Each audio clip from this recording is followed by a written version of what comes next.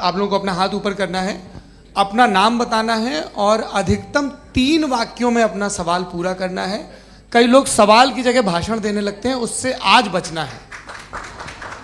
जी मुफ्ती साहब, पहला सवाल आपका, 16 मिनट हैं, हम दोनों लोगों के सवाल लेंगे। जी जी बहुत शुक्रिया। आपकी जो अभी बात हुई बहुत अहम थी, मैं इसको चाहूँगा कि आगे डिस्कस करूँ, लेकिन चूँकि अभी ये वो सेगमेंट है क्रॉस एग्जामिनेशन, तो सबसे पहला सवाल आपसे ये है कि जो मैं इतनी देर से कॉन्टिंजेंसी आर्ग्यूमेंट आपको बता रहा था, ये अकल से ही बता रहा था हजरत, आप ये बताएं कि आप इन्फिनिट रिग्रेस ऑफ कॉजेस को पॉसिबल मानते हैं या नेसेसरी बीइंग के एग्जिस्टेंस को सही समझते हैं? चूंकि 2 ही ऑप्शन हो सकता है, आप ये बताएं।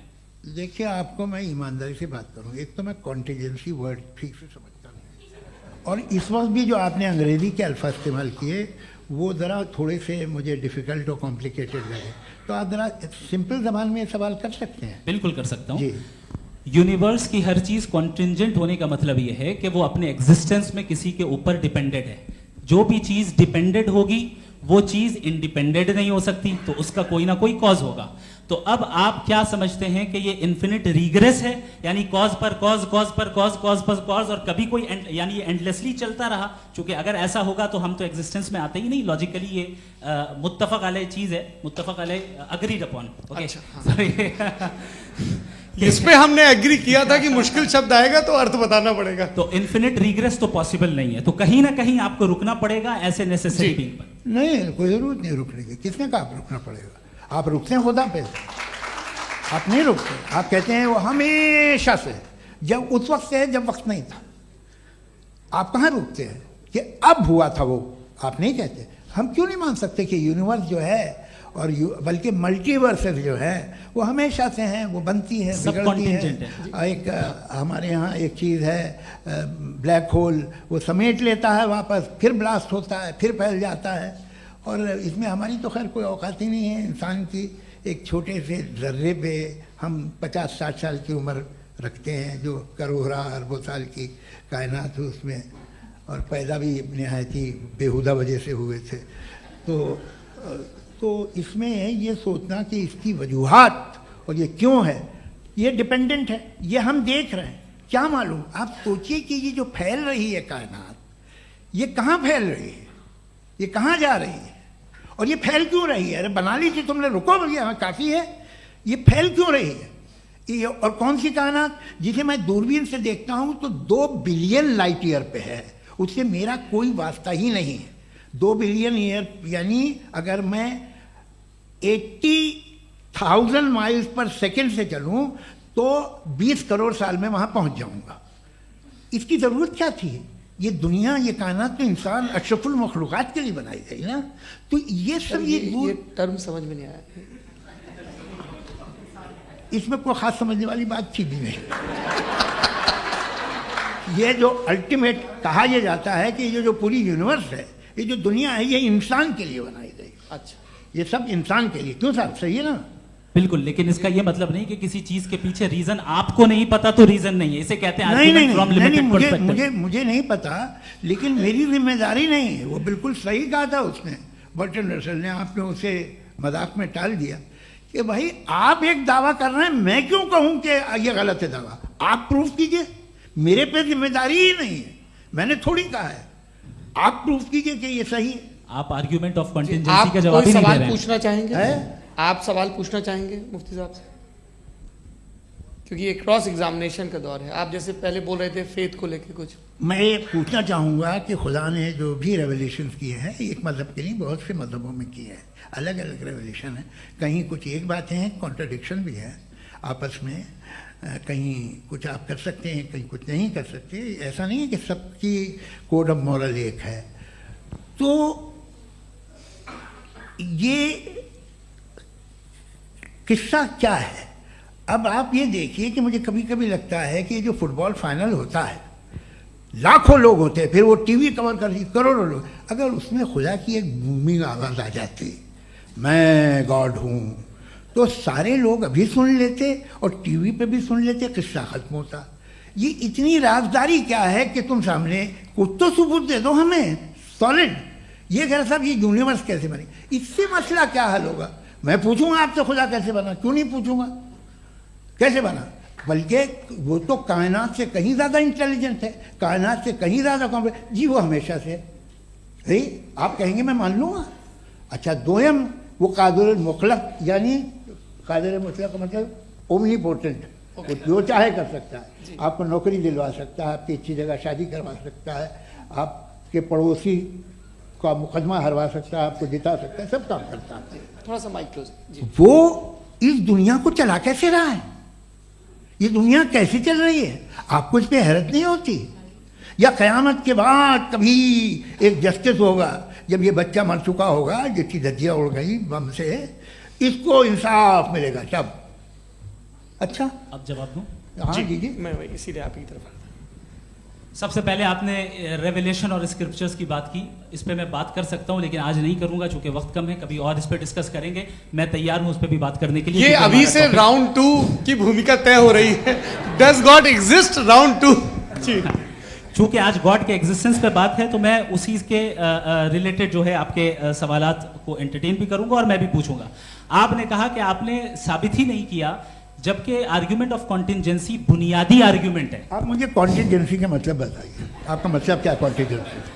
कॉन्टिजेंसी का मतलब यह हुआ कि हर वो वजूद जो किसी भी चीज का पाबंद है, हर वो वजूद या हर वो चीज जो अपने एग्जिस्टेंस में किसी भी चीज के पाबंद है और उससे बाउंड है, उसको उसकी जरूरत है, उस पर डिपेंड करती है, तो जाहिर सी बात है कि उसका कोई ना कोई कॉज होता है। ये तो अक्ल की बात है, ये आप रीजनिंग की बात करते हैं, मैं वही कर रहा हूं। दूसरी चीज आपने ये बात कही कि इतने बिलियन लाइट ईयर्स दूर है, उसका मेरा क्या लेना देना। फिर मेरे ख्याल से आपको ये नहीं कहना चाहिए I think therefore I am an atheist. आपको सोचना चाहिए, सिर्फ आप एक लिमिटेड दायरे में रहकर नहीं सोचें बल्कि बाहर निकलकर सोचें। आपने तीसरा सवाल किया, आपने 2-3 सवाल एक साथ। ऐसी बातें ना कीजिए, कुछ लोगों को इतराज हो जाएगा आप पे कि आप कुछ भी सोचिए, ये इजाजत आपको है नहीं, मुझे है।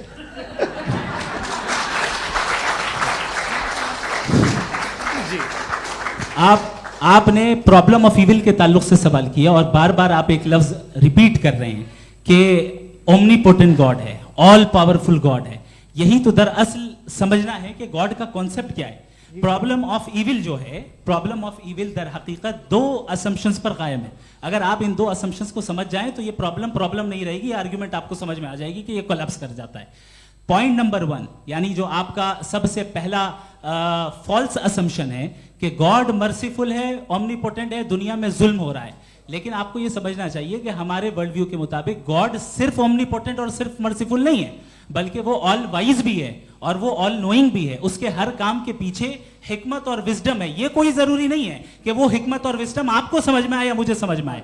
अगर आप जो समझ रहे हैं उसके मुताबिक आप फैसला कर रहे हैं, ये लिमिटेड पर्सपेक्टिव से आर्ग्यूमेंट है। और इस चीज को हम अपनी दुनिया में, अपने लाइफ में, डेली लाइफ में इस प्रिंसिपल को एक्सेप्ट करते हैं। हम जब किसी डॉक्टर के पास जाते हैं, डॉक्टर के पास जाकर वो अगर उसने हमें कोई दवाई दी है तो हम ये तो नहीं कहते कि जब तक आपके पास जितना नॉलेज और जितना विजडम नहीं है, आपने क्यों ये दवाई दी है, तब तक हम इस चीज को एक्सेप्ट नहीं करेंगे। नहीं कहते, हम उसकी अथॉरिटी को तस्लीम करते हैं। क्यों? क्योंकि उसकी हम जानते हैं कि वो नॉलेजेबल है, वो विजडम वाला है, हमसे ज्यादा नॉलेज और हमसे ज्यादा विजडम है। बताएं सर। नहीं, डॉक्टर में और खुदा में बड़ा डिफरेंस है। डॉक्टर पढ़ा लिखा होता है एक, तो मैं उसकी बात सुनूंगा। दोयम ये नहीं, कुछ जवाब तो ये भी नहीं है सर। प्लीज आ आप जाइए, अगर चलिए। सब ऑडियंस से बोलने लगेंगे तो हाँ। फिर मतलब नहीं सिविलाइज्ड बहस का। मतलब आप ये कहें कि चूंकि आप डॉक्टर पे बिलीव करते हैं इसलिए खुदा पे बिलीव कीजिए, क्या ये मिसाल आपको समझाने के लिए। आर्ग्यूमेंट है, इस पे आपको एतराज नहीं है। तो सिंपल बात ये है कि मैं अगर ये यकीन कर लूँ कि एक ओमनीपोटेंट उसकी मसलहत है, ये जो बच्चे मर रहे हैं ये मसलहत है उसकी, मुझे नहीं चाहिए इसकी मसलहत। उसकी मसलहत नहीं, यही तो समझना है। मतलब एक्सपीरियंस। अच्छा, इस आपने अभी मेरी बात पूरी सुनी नहीं। मैंने कहा आपका पूरा आर्ग्यूमेंट 2 फॉल्स असम्पशंस पर है। एक फॉल्स असम्पशन मैंने बता दिया, दूसरा फॉल्स असम्पशन ये है कि इस दुनिया में इविल के होने का कोई गुड रीजन नहीं है, जबकि हमारे पास बाज रीजंस मौजूद हैं, हमारे पास बाज वजूहात मौजूद हैं। अगर इस दुनिया में इविल ना हो तो आप गुड को डिफाइन कैसे करेंगे? अगर जुल्म ना हो आप इंसाफ को समझेंगे कैसे? अगर तारीकी ना हो तो आप लाइट को समझेंगे कैसे? बहुत अच्छे। अभी और सुन लें, अभी और बाकी है। ये तो बात बहुत पसंद आई साहब मुझे। कि जब तक रेप ना हो तब तक औरतों की इज्जत का ख्याल आपने मेरा जवाब पूरा सुना ही नहीं। जब तक के बच्चों का कत्ल ना किया जाए तब तक आपको बच्चों की मासूमियत की इज्जत है। आपने पूरा जवाब सुना ही नहीं। क्या बात है, क्या आपने नुक्ता निकाला हुआ? आपने पूरा जवाब सुना ही नहीं। आप सुन लें, मेरी बात सुन लें। ये मैंने आपको एक चीज बताई। दूसरी चीज, इस दुनिया में हम आए हैं टेस्ट के लिए, हमारा टेस्ट हो रहा है और हर इंसान का अलग अलग अंदाज में टेस्ट होता है।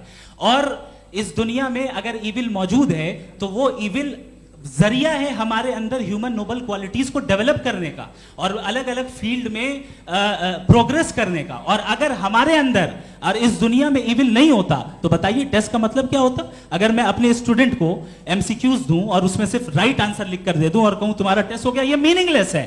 इस दुनिया में अगर हम टेस्ट के लिए आए हैं तो जाहिर है गुड एंड इविल दोनों मौजूद है। तो अगर गुड एंड इविल दोनों मौजूद है तो ये इविल भी खुदा का बनाया हुआ है। जी हाँ, खुदा का बनाया हुआ है। लेकिन अच्छा, चलो अच्छी बात। जी बिल्कुल, तो बिल्कुल खुदा ने बनाया। अभी तो ये है कि जो मेजॉरिटी है दुनिया में वो इविल है, तो ये खुदा एक्चुअली इविल के साइड पे लग रहा है मुझे।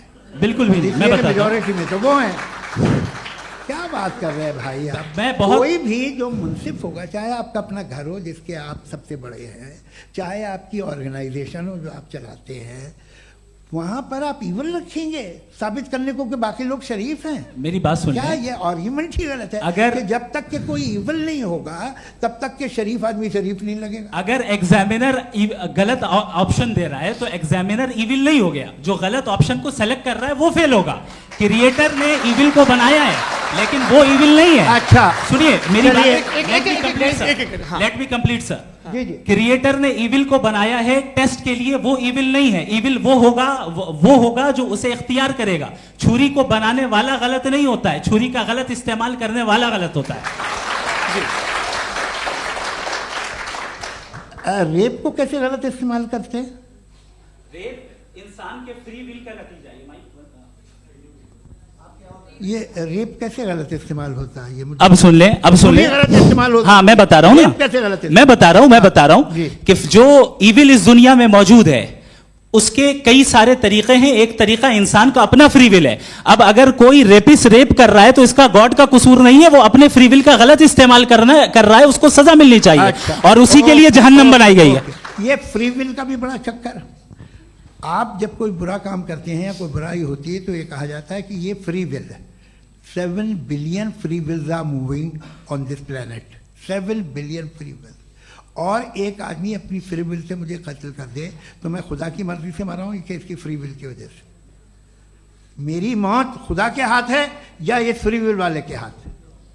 खुदा ने फ्री विल का निजाम बनाया है और उस निजाम का गलत इस्तेमाल करके कोई आपको मार रहा है, इस्तेमाल करके मेरा कत्ल कर देता है। अब मेरी मौत का जिम्मेदार कौन है? वो इंसान जिम्मेदार है। वो इंसान। जी। तो ये कहना कि और उसको सजा मिलेगी।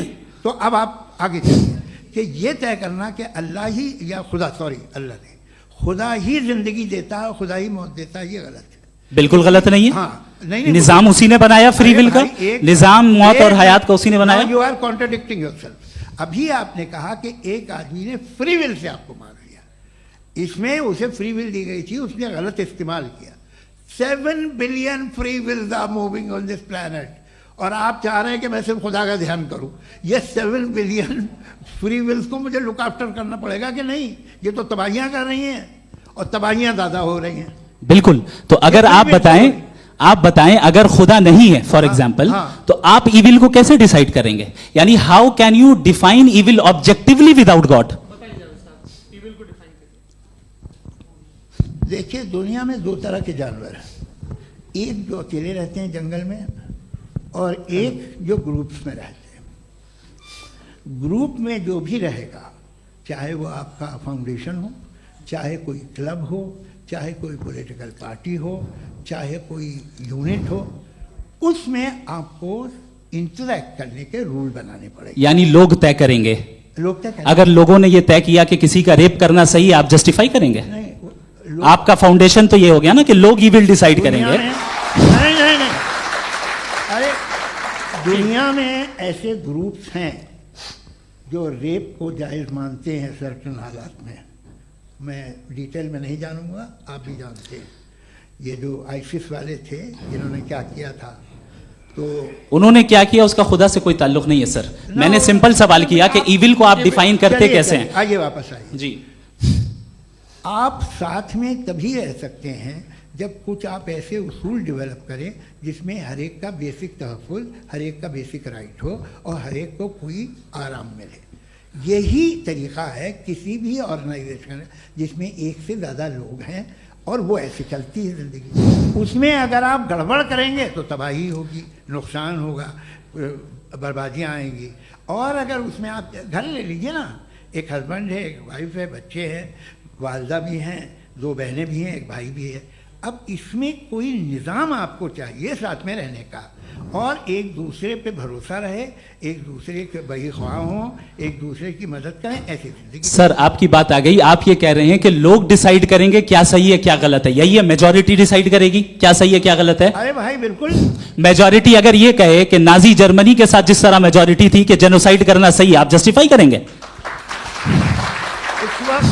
उस वक्त आपका ये सवाल सिर्फ उसके बाद क्लोजिंग। हाँ, उस वक्त प्लेनेट पे जो लोग थे, हाँ। उनमें कितने लोग हिटलर को सही समझते? अच्छा, प्लेनेट की मेजॉरिटी तय करेगी सोसाइटी की नहीं, प्लेनेट की मेजॉरिटी गॉड के एग्जिस्टेंस को सही मानती है, आप क्यों नहीं मानते?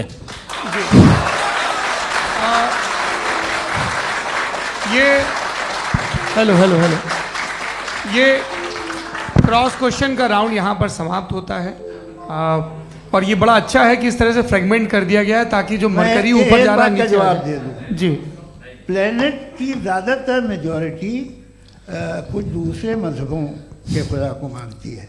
आप उन्हें क्यों नहीं, आप तो मेजॉरिटी की बात कर रहे अच्छा, हैं। ये क्लोजिंग आप ये कह रहे हैं इविल और गुड को डिसाइड मेजॉरिटी करेगी, मेजॉरिटी जो कर दे वो सही हो जाएगा। क्लोजिंग इसको जैसा आप ही लोगों ने तय किया है उसी फॉर्मेट को फॉलो कर लेते हैं। हाँ। भाई मैंने तो भले लोगों पे एतबार किया और तब मॉडरेशन तय किया। जी, आपके पास 5 मिनट का वक्त है, क्लोजिंग आर्ग्यूमेंट है, उसके बाद हम ऑडियंस से क्वेश्चन आंसर लेंगे जावेद साहब की क्लोजिंग आर्ग्यूमेंट के बाद। ओके, बहुत शुक्रिया जी। हमारा जो टॉपिक है डज गॉड एग्जिस्ट, मैं इस पे इतने एकेडमिक तैयारी करके आया था, मुझे था कि मैंने सोचा था कि कई सारे मैं आर्ग्यूमेंट्स दूंगा, लेकिन वक्त की भी किल्लत और जावेद साहब बार बार इधर उधर चले जा रहे थे तो उसको भी थोड़ा एंटरटेन करना पड़ गया। डज गॉड एग्जिस्ट पे मैं एक ही आर्ग्यूमेंट दे पाया, आर्ग्यूमेंट्स बहुत हैं और डेफिनेटिव आर्ग्यूमेंट्स हैं, और मेरे आर्ग्यूमेंट को किसी एक राउंड में भी इन्होंने एंटरटेन नहीं किया और रेफ्यूट नहीं किया, एक राउंड में भी नहीं, एक राउंड में भी नहीं। और ना ही अभी आपका क्लोजिंग आर्ग्यूमेंट आएगा, नहीं वो बता देना। Argument of contingency sir. अरे मैं आपसे कई बार कह चुका हूं कंटिजेंसी का मतलब अब मैं कैसे समझाऊं आपको? आपस में हाँ, आप और कितने आसानी से समझाऊं मैं, मुझे तो नहीं समझ में आ रहा है। आप अपनी आर्ग्यूमेंट ऑफ कंटिजेंसी उर्दू में बोल सकते हैं। हाँ, आप अपनी बात पूरी कर लें जी, आखिरी 4 मिनट। दूसरी चीज, just a minute please ma'am, can I talk? दूसरी चीज ये है कि आपने एक तो इसका जवाब नहीं दिया, दूसरा आपने गॉड के ना होने पर कोई डेफिनेटिव आर्ग्यूमेंट नहीं दिया, सिर्फ मजहब पे बात कर रहे हैं आप। मजहब तो आज हमारा टॉपिक ही नहीं था, आज तो हमारा टॉपिक हो आप मजहब से ले लेकर आईएस तक चले गए। भाई हमारा क्या ताल्लुक है उससे? We condemn them. और उसका गॉड से क्या ताल्लुक है? अगर कोई गलत काम कर रहा है, किसी ने किसी को कत्ल किया, किसी ने किसी का रेप किया, उसको सजा मिलनी चाहिए। और आपके पास कोई भी rational strong foundation of morality नहीं है। आपने कहा कि मेजॉरिटी तय करेगी सोसाइटी की, वो सही होगा। मैंने कहा हिटलर को फिर आप सही कहेंगे, नहीं, प्लैनेट की सोसाइटी की मेजॉरिटी तय करेगी। तो प्लैनेट की मेजॉरिटी गॉड के एग्जिस्टेंस को मानती है, आप कह रहे हैं ये रिलीजियस है। तो यानी आपके पास कोई स्ट्रॉन्ग फाउंडेशन नहीं है ऑब्जेक्टिव मोरालिटी का। ऑब्जेक्टिव मोरालिटी का अगर कोई फाउंडेशन है तो वो सिर्फ गॉड है, गॉड है, गॉड है। थैंक यू जी। ये मुफ्ती शमाइल नदवी साहब का क्लोजिंग आर्ग्यूमेंट था। अब हमारे पास जी जी ये बड़ा अच्छा है कि दोनों लोगों को मॉडरेटर से शिकायत भी और बोल रहे भाई हमारी शाबाशी भी तो करते चलो। अब मेरी बात जी, आपके पास जावेद अख्तर साहब 5 मिनट का वक्त है, ये आपका क्लोजिंग आर्ग्यूमेंट है, टाइम रीसेट कर दें जी। देखिए, बहुत सारी बातें हैं। गॉड का डेफिनेशन दुनिया के किसी भी रिलीजन में है कि वो ओमनीपोटेंट है, ओमनीप्रेजेंट है, he is just, he is kind, he loves you and so on. मैं जब दुनिया देखता हूँ तो मुझे कोई ऐसा सुप्रीम पावर यहाँ दिखाई नहीं देती है जो इंसान की बहबूदी के लिए कुछ कर रही हो, कमज़ोर को बचा रही हो, मदद कर रही हो, जालिम को पीछे हटा रही हो। मैं नहीं देखा, तारीख़ में नहीं। एक तो अगर है और ये देख रहा है तमाशा, तो उसका होना न होना बराबर है। दोयम ये कि ये जो है, जब आप ये कहते हैं कि कायनात जिसकी कंटिजेंसी है, मैं देखिए वो लफ्ज़ इस्तेमाल किया मैं, तो ये कैसे हो सकती है भाई? और फौरन आप सरेंडर कर देते हैं कि जाहिर है कि इसका बनाने वाला तो इससे 10,000 गुना ज़्यादा कॉम्प्लिकेटेड होगा, उस पर आपके होने पे कोई इतराज़ नहीं है। उसे वो टाइमलेस है, वो पहले से था, टाइम तो बहुत बाद में आया, ये सब आप मानने को तैयार है, जिसका आपके पास कोई सबूत नहीं, आपके पास कोई रीज़न नहीं है। आपकी तारीख क्या है मजहबों की, बिलीफ की, जो खुदाओं का बिलीफ है, ये कॉन्स्टेंटली गलत साबित होता रहा है। मतलब आप कहें कि अरिस्टोटल के ज़माने में तो सब जाहिल थे, वो भी इतने ही यकीन से खुदा पे यकीन रखते थे, जो अब नहीं रहा, ये भी नहीं रहेगा, आप लिख लीजिए। और इसके आसार आपको दुनिया में दिखाई देना शुरू हो चुके हैं। ये बहस क्या आज से 100 साल पहले इस तरह